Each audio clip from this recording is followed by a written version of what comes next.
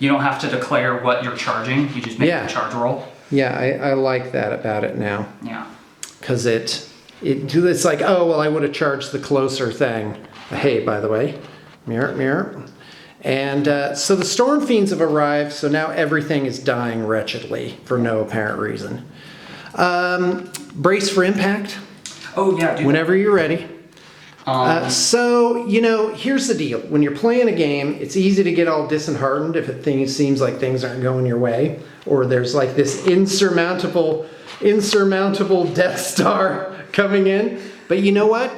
Stay focused, pay attention to the game, don't look at your phone, just keep rolling. The Skaven are all over the board. Of course, I'm all over the board because Stormcast basically are teleport shenanigans. Look at my Knight Arcanum here. He's facing off against this plague pack. Oh, ye vile creatures of chaos, you will die.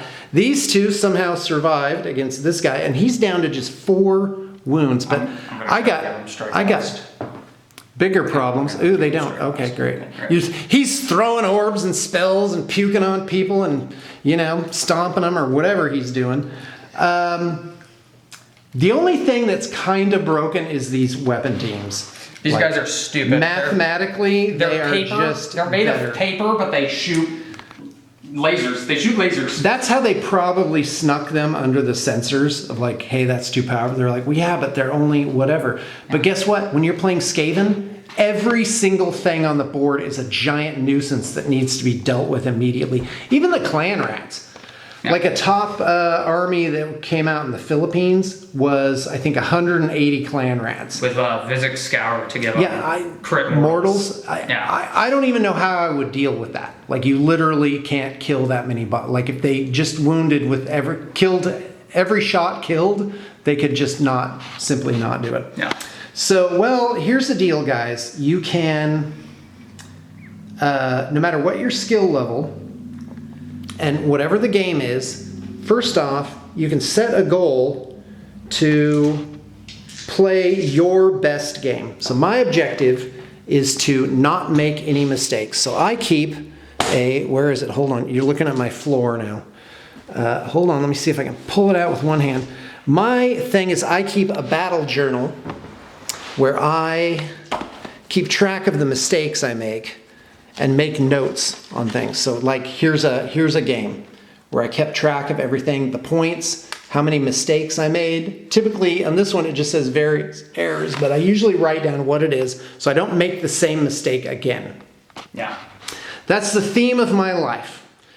Yeah, so the game is a real nail biter. By the way, I killed all the clan rats in a combat with the Vanquishers. So the Vanquishers did have a finest hour. Yeah. They annihilated 16 clan rats and just vaporized that unit. Yeah. But then they got killed with shooting, basically. So you can always learn something from a game. So I'd say don't get disheartened. Play it out to the absolute bitter end. And I have to compliment whoever did the game design on Age of Sigmars. They did a really good job. Yeah. Because they made this game where you're never really out, you're never sitting there bored, getting tabled, unless you're like really terrible at the game. And frankly, if anyone were like, oh, Sean, really, really good. Yeah. Yeah. Well, the thing is, a good opponent simply is not making any mistakes. He's got great strategy. He knows where to place things. Like, for example, when Griffin came down with his Storm Fiends, there was a spot open right here for all 6 of them to fit that was 9 inches away from everything. Why? Because I'm not good enough to think about my regular move plus also, thinking about how I'm screening out this giant unit that's coming in. So I knew they were coming. Did I screen them out? No, I didn't. And I could have, because why did I put that guy way arse back in that corner? Because I thought he was going to make a 9-inch charge and accomplish something. Well, that's kind of, that's a bit far-fetched. Yeah. So, Sean, and all my guys are out of position. These guys are way over here. This guy can teleport.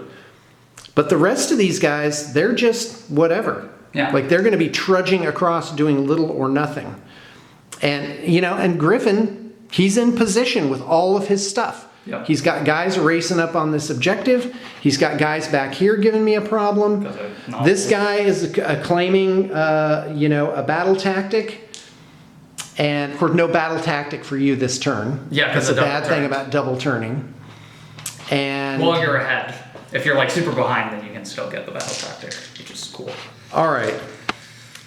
That is all I have to say. We'll probably just do another summary like at the end of the turn because I'm like super lazy for, what's it called? Editing things. Yeah. No thanks. I don't want to wait overnight to tap something, edit it.